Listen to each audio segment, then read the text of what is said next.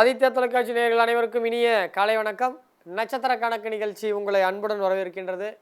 இன்றைய தேதி ஆங்கில மாதம் மார்ச் மாதம் 27ஆம் தேதி, தமிழ் மாதம் பங்குனி 14ஆம் தேதி, வெள்ளிக்கிழமை, வளர்பிறை திருதியை தினம், அஸ்வினி நட்சத்திரம், வைதிரதி நாமயோகம், தைத்துளம் கரணம் ஆகிய சுபதினத்தில் உங்களுக்கு இன்று நடக்கக்கூடிய 12 ராசி பலன்களை 27 நட்சத்திர ரீதியாக தொடர்ந்து பார்ப்போம். கோச்சார சந்திரன் அஸ்வினி நட்சத்திரத்தில் பயணிப்பதால் இன்றைய தினம் கன்னியாராசிக்காரர்களுக்கு சந்திராஷ்டம தினம். எனவே கன்னியாராசிக்காரங்க இன்றைக்கி முக்கிய முடிவுகளை எடுக்கும் பொழுது ஒரு தடவைக்கு 2 முறை யோசிச்சிடுங்க. முக்கியமான சந்திப்புகளை சந்திக்கும் பொழுது அதை முடிந்தவரை தவிர்த்திடுங்கள். இல்லை என்றால் அதற்கு ஒரு தயார்கள், அது என்னென்ன பண்ணணுன்றதை தயார் நிலை எடுத்துருங்க. ஒரு சிறிய பதட்டத்தின் காரணமாக சிறு சிறு பிரச்சனைகள் வர வாய்ப்புகள் இருக்குது. ஸோ இன்றைக்கி என்ன ப்ராப்ளம் வருதுன்னு ஃபேஸ் பண்ணது ரெடியாக இருந்தீங்கன்னா அதை நீங்கள் ஃபேஸ் பண்ண தயாராக இருப்பீங்க. அதாவது போகிற வழியில் பள்ளன்னு தெரிஞ்சால் பார்த்து போவோம், விழமாட்டோம். அப்படியே விழுற மாதிரி போனாலும் தாங்கிப்போம், ஸ்லிப் ஆகிட்டு. ஸோ அதுக்கு தான் இந்த அலாட் பண்ணுறது தான் விஷயம். மேஷராசி பொறுத்த மட்டில் இன்றைய தினம் உங்களுக்கு ஆன்மீக எண்ணங்கள் அதிகமாக இருக்கக்கூடிய ஒரு தினமாக இருக்கும். குறிப்பாக அஸ்வினியில் பிறந்தவர்களுக்கு மனதில் கோபம் அதிகம் உண்டாகும். அந்த கோபத்தை கட்டுக்குள்ளாக்க வேண்டும். பரணி நட்சத்திரத்தை பொறுத்த வரைக்கும் ஆன்மீக திருப்பணிகளை மேற்கொள்வீர்கள். கிருத்திகை நட்சத்திரத்தில் பிறந்தவர்களுக்கு எதிர்பாராத வகையில் பணவரவு உண்டாகும். ரிஷபராசி பொறுத்தவரை இன்றைய தினம் வாகனங்களை கையாளுவதில் மற்றும் உங்களுடைய உடம்புகளில் ஜாக்கிரதையாக இருக்க வேண்டும். முக்கியமான விஷயங்கள் பேசும்போது வார்த்தைகளில் கவனமாக இருக்க வேண்டும். நீங்கள் முக்கியமான வேற ஒருவரை பற்றி பேசுவதை முடிந்தவரை தவிர்க்கவும். அப்படி பேசுவதாக இருந்தாலும் நேரில் சென்று பேசவும். ஃபோன் வாயிலாக பேச வேண்டாம். அது நாளைக்கு ரெக்கார்ட் செய்து உங்களுக்கே தொந்தரவுகளாக வர வாய்ப்புகள் இருக்குது. குறிப்பாக ரிஷபராசி கிருத்திகையில் பிறந்தவர்களுக்கு எதிர்பாராத வகையில் தொந்தரவுகள் ஏற்படுவதற்கு வாய்ப்புகள் இருக்குது. ரோகிணியில் பிறந்தவர்களுக்கு வாகனங்களை கையாளுவதில் கவனம் தேவை. மிகுந்த எச்சரிக்கையுடன் நாங்கள் இங்கே இருக்க வேண்டும். மிருகசீடத்தில் பிறந்தவர்களுக்கு தொழில் மேன்மை உண்டாகும். தொழிலில் ஒரு மிகப்பெரிய முக்கிய வாய்ப்புகள் கிடைக்கும். அதை நீங்கள் தக்க முறையில் பயன்படுத்தி கொள்ள வேண்டும். மிதுனராசியை பொறுத்தவரை இன்றைய தினம் உங்களுக்கு கணவன் மனைவி இடையே கருத்து வேறுபாடுகளும் குடும்பத்தில் சிறு சிறு சலசலப்புகளும் ஏற்படுவதற்கான வாய்ப்புகள் உண்டு. எனவே மிருகசீடத்தில் பிறந்தவர்கள் தொழிலில் உயரதிகாரிகளுடன் பார்த்து பேச வேண்டும். திருவாதிரையில் பிறந்தவர்களுக்கு குடும்பத்தில் குறிப்பாக கணவன் மனைவி இடையே, அம்மா அப்பா இடையே, சகோதரர்களிடையே கொஞ்சம் இன்று ஜாக்கிரதையாக பேச வேண்டும். சிறு கருத்து வேறுபாடுகள் ஏற்படும் வாய்ப்புகள் உண்டு. புனர்பூச நட்சத்திரத்தில் பிறந்தவர்கள் நண்பர்களின் உதவிகள் சிறப்பாக கிடைக்கும். கடகராசி பொறுத்தவரை இன்றைய தினம் உங்களுக்கு ஆரோக்கியத்தில் கவனம் செலுத்த வேண்டும். குறிப்பாக புனர்பூசத்தில் பிறந்தவர்களுக்கு நண்பர்கள் மூலமாக ஆதாயங்கள் உதவிகள் ஒன்று கிடைக்கக்கூடும். பூசம் நட்சத்திரத்தில் பிறந்தவர்களுக்கு கடன் வாங்கும் சூழ்நிலை ஏற்படும். ஆயில்யம் நட்சத்திரத்தில் பிறந்தவர்களுக்கு உடல் ஆரோக்கியம் மேம்படும். கடகராசி பொறுத்தவரை இன்று ஆரோக்கியத்தில் மிக கவனமாக இருக்க வேண்டும். மாலைக்கு பிறகு ஒவ்வாமைன்னு சொல்லக்கூடிய அலர்ஜிட்டிக்கல் கம்ப்ளைண்ட், தலைவலி ஒரு சிலருக்கு சளி, ஜலதோஷம் இது போன்ற பிரச்சனை வருவதற்கான வாய்ப்புகள் உண்டு. எனவே ஜாக்கிரதையாக இருக்க வேண்டும். சிம்மராசி பொறுத்தவரை இன்றைய தினம் உங்களுக்கு வெளிநாட்டு தொடர்புகள் லாபத்தை தரும். வெளி மாநில தொடர்புகள் உங்களுக்கு வர்த்தகத்தை ஏற்படுத்தும். புதிய முதலீடுகளில் நீங்கள் சந்திப்பீர்கள். குறிப்பாக மகத்தில் பிறந்தவர்களுக்கு இன்றைய நாள் கொஞ்சம் குழப்பம் நிறைந்த நாளாக இருக்கும். பூரத்தில் பிறந்தவர்களுக்கு செலவுகள் இன்று உங்களுக்கு அதிகரிக்கும்.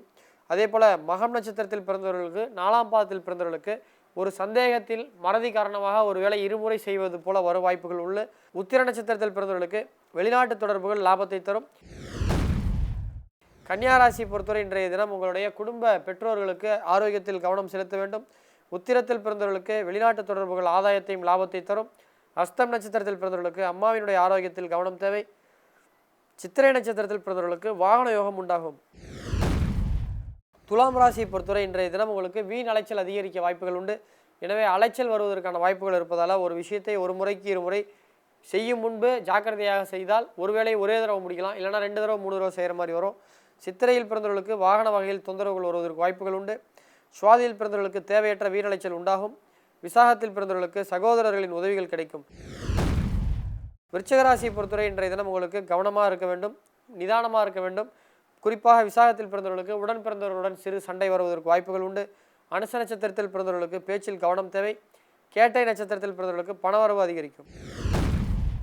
தனுசு ராசியை பொறுத்தவரை இன்றைய தினம் உங்களுக்கு எடுத்த காரியங்கள் நிறைவேற அதிகமாக செலவு செய்ய வேண்டிய சூழ்நிலைகள் வரும். மூல நட்சத்திரத்தில் பிறந்தவர்களுக்கு சிந்தனையில் தடுமாற்றம் உண்டாகும். பூராடம் நட்சத்திரத்தில் பிறந்தவர்களுக்கு எடுத்த காரியங்கள் நிறைவேற்ற அதிகமாக செலவழிக்க வேண்டி வரும். உத்திராட நட்சத்திரத்தில் பிறந்தவர்களுக்கு லாபம் அதிகரிக்கும். மகர ராசி பொறுத்தவரை இன்றைய தினம் உங்களுக்கு வெளியூர் பயணங்கள் வெற்றியை தரும். வெளியூர் பயணங்கள் லாபத்தை தரும்.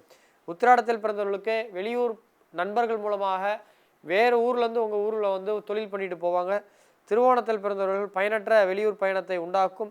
அவிட்டத்தில் பிறந்தவர்களுக்கு நினைத்ததெல்லாம் எளிதில் நிறைவேறும். அதே போல் கும்பராசியை பொறுத்தவரை இன்றைய தினம் உங்களுக்கு பெரியவர்களுடன் சண்டை சச்சரவுகள் வேண்டாம். ஸோ அது வரத்துக்கு வாய்ப்புகள் உண்டு, ஜாக்கிரதையாக இருக்க வேண்டும். குறிப்பாக அவிட்டத்தில் பிறந்தது நினைத்ததெல்லாம் நீங்கள் முடிப்பீர்கள், ஆனால் பெரியவர்களுடன் சின்ன வருத்தத்தை ஏற்படுத்தி கொண்டு முடிப்பீர்கள். சதயத்தில் பிறந்தவர்களுக்கு வீட்டில் உள்ள வயதானவர்களுடன் மூத்த உறுப்பினர்களுடன் சண்டை சச்சரவுகள் ஏற்படலாம். பூரட்டாதியில் பிறந்தவர்களுக்கு நீண்ட நாட்கள் மனதில் நினைத்திருந்தவை இன்று நீங்கள் வெற்றிகரமாக செயல்படுத்தக்கூடிய நாளாக இன்று இருக்கும். மீனராசியை பொறுத்தவரை இன்றைய தினம் உத்தியோகத்தில் கவனம் செலுத்த வேண்டும். ரேவதியில் பிறந்தவர்களுக்கு வியாபாரத்தில் விருத்தி உண்டாகும், மிகப்பெரிய வெற்றி உண்டாகும். பூரட்டாதியில் பிறந்தவர்களுக்கு நீண்ட நாட்கள் மனதில் நினைத்திருந்தவை எல்லாம் சிறப்பாக செயல்படுத்தப்படும். நேயர்களே, இன்றைய தினத்தினுடைய 12 ராசி பலன்களை பார்த்தோம். இன்றைய தினத்தினுடைய சிறப்புகள் என்ன என்பது பார்ப்போம். இன்றைய தினம் திருதியை திதி, அதாவது பங்குனி மாதத்தில் வருகின்ற வளர்ப்புறை திருதியை தினம். இன்றைய தினம் சந்திரமானப்படி சைத்திர மாதத்தினுடைய 3வது நாள். உத்ம மன்வாதிம்பாங்க. இந்த மன்வாதி புண்ணிய காலத்தில் 3வது மன்வாதி புண்ணிய காலம் இந்த தினம். ஸோ இன்று முன்னோர்கள், இறந்த முன்னோர்களுக்கு படைப்பது சிறந்தது. அதே போல் கௌரி விரதம் இன்று இருப்பது சௌபாக்கிய கௌரி விரதம். திருதியை திதியினுடைய தேவதையான பார்வதிக்கு இன்று சௌபாக்கிய கௌரி விரதம் இருந்து பெண்கள் மாங்கல்ய பாக்கியத்துடன், அதாவது கணவருக்கு ஆயில் கம்மி, கணவருக்கு அடிக்கடி நோய் நொடி வந்துகிட்டே இருக்குது, அவர் அடிக்கடி தலைவர் தண்ணி போடுறாரு, அவர் அடிக்கடி ட்ரிங்க்ஸ் சாப்பிட்றாரு, ஸ்மோக் பண்ணுறாரு, அவருக்கு இது போன்ற அடிக்கடி கம்ப்ளைண்ட்லாம் இருக்குது, அடிக்கடி ஹாஸ்பிட்டல் போய்ட்டு வர்றாருன்னா, அது போன்ற மனைவிமார்கள் இன்று விரதம் இருந்தீங்கன்னா உங்களுடைய தாலி பாக்கியம் அதிகரிக்கும் அப்படின்றது பஞ்சாங்க விதி. சிவன் கோயிலுக்கு சென்று அம்பாளுக்கு நெய் தீபம் ஏற்றி உங்கள் கணவர் பெயருக்கு அர்ச்சனை பண்ணி வந்தால் உங்களுடைய மாங்கல்ய பாக்கியம் பலம் பெறும் என்பது பஞ்சாங்க விதி. ஸோ இன்று அது மாதிரி பிராபலத்தில் இருக்கவங்களாம் செய்வீங்கன்னு நான் நம்புகிறேன். அதே போல் இன்று என்னெல்லாம் செய்யலாம், என்னெல்லாம் செய்யக்கூடாது என்று பார்க்கும் பொழுது, இன்று கேதுவுடைய நட்சத்திரம் அஸ்வினியில் கோச்சார சந்திரன் பயணிப்பதால் விவாகம் செய்ய, மருந்து உண்ண, புதுமனை புதுவிக, ஆரம்பம் உபநயம் செய்ய, பதவி ஏற்க, தானியம் வாங்க, விவசாய உடுப்பொருட்களை வாங்க, ஆபரணம் மாடு வாங்க, வெளிநாடு செல்ல, அதே போல் விதை விதிக்க, வியாதிஸ்தர்கள் மருந்து உண்ண, சாதம் ஊட்டுதல், அதிகாரிகளை சந்தித்தல், குதிரைகள் பழக்கப்படுத்துதல், அதே போல் விவசாயம் ஆரம்பிக்க, கடன் தீர்க்க, வண்டி வாகனம் வாங்குதல், தொழில் தொடங்க, இது போன்ற விஷயங்கள்லாம் செய்யலாம். திருதியில் செய்யக்கூடிய சந்திரமானப்படி திருதியில் செய்யக்கூடிய விஷயம்னு பார்க்கும் பொழுது, ஸோ இன்று வீடு கட்ட ஆரம்பிச்சிங்கன்னா அது சீக்கிரமாக முடியும். அதே போல் இன்றைய தினம் உங்களுக்கு கணவன் மனைவிடையே அடிக்கடி சண்டை வந்துச்சுன்னா இன்றைக்கி அவங்களை எங்கேயா வெளியூருக்கு கூப்பிட்டு போயிட்டு அவங்களுக்கு பிடித்த ஒரு விஷயத்தை நீங்கள் பண்ணிங்கன்னா அதனுடைய மகிழ்ச்சி சிறப்பாக இருக்கும். இதை நீங்கள் பண்ணுங்கள். இன்றைய தினத்தினுடைய சிறப்புகளையும் பார்த்தோம். இன்றைய தினத்தினுடைய என்ன செய்யலாம், என்ன செய்யக்கூடாது என்பதையும் பார்த்தோம். தொடர்ந்து இன்றைய நேயர்களுடைய கேள்வி பதிலை தொடர்ந்து பார்ப்போம். நேயர்களே, இன்றைய முதல் கேள்வியாளர் கேள்வி ஆரோக்கியராஜ், ஆரோக்கியராஜ் சார். 19 நவம்பர் 1993 மாலை 4:15 சென்னையில் பிறந்திருக்காரு. Please tell me about when to change my job and quit the job and there is any opportunity to move abroad and also I want to know about my marriage, which year I will get married and whether the bride will be my relative side or else the some other family. So thank you Balaji அப்படின்னு போட்டிருக்காரு. ரொம்ப நன்றி sir. அதாவது அவர் என்ன கேள்வினா, அவர் 19/11/1993 பிறந்திருக்காரு. மதியம் 4:15 சென்னையில் பிறந்திருக்காரு. அவருடைய வேலையை விட்டுட்டு வேறு வேலைக்கு போகலாமா, அல்லது வேலை மாற்றம் பண்ணலாமா, அல்லது வெளிநாட்டுக்கு வேலை கிடைக்குமா, எப்போ கல்யாணம் ஆகும், அந்த பொண்ணு சொந்தத்தில் அமையுமா வெளியிலேருந்து அமையுமான்னு கேட்குறாரு. ஸோ பொண்ணு உறுதியாக வெளியிலேருந்து தான் அமையறதுக்கான வாய்ப்புகள் இருக்குது. அப்பா தூரத்தில், அப்பா வகையில் தெரிஞ்ச குடும்பத்தில், அல்லது அப்பாவோட ஃப்ரெண்டு குடும்பத்தில், அல்லது அப்பா வகையில் பழக்கமானவங்க வகையில் அமையும். ஸோ அப்பா ரிலேட்டிவ்ஸ் வராது, அப்பா தெரிஞ்சவங்களுக்கு வகையில் அமையும். ஸோ கல்யாணம் எப்போ ஆகும்னு கேட்டிருக்கீங்க. அந்த கேள்விக்கான பதில் இன்னும் ஒரு 1.5 ஆண்டு காலம் நீங்கள் பொறுத்திருக்கணும். ஸோ ஆல்மோஸ்ட் 93ன்ற போது இப்போவே உங்களுக்கு ஆயிடுச்சு 28 வயது. 2022 முதல் ஜனவரி, பிப்ரவரி, மார்ச் காலங்களில் அமையறதுக்கான வாய்ப்புகள் இருக்குது. அதே போல் வெளிநாட்டுக்கு போகலாமான்றீங்க, தாராளமாக இப்போ நீங்கள் போகலாம். உங்களுக்கு அடுத்த 1.5 ஆண்டு காலத்துக்கு டைம் நல்லாயிருக்கு. ஆனால் ஜாப்பை விட்டுட்டு போகாதீங்க. ஏன்னா சனி என்ன பண்ணோன்னா ஒரு கொடுப்பனை கிரகம், அது கொடுக்கும்போது அதை வாங்கிட்டு தான் போகணும். சும்மா இதை நம்பி உள்ளதும் போச்சுன்னா நல்ல கண்ணான் ஆகிப்போடும். அதனால் வேலை கிடைச்ச பிறகு வேலை உறுதி செஞ்சுட்டு அதுக்கு பிறகு விசாலா எடுத்துகிட்டு அப்புறமா போங்க.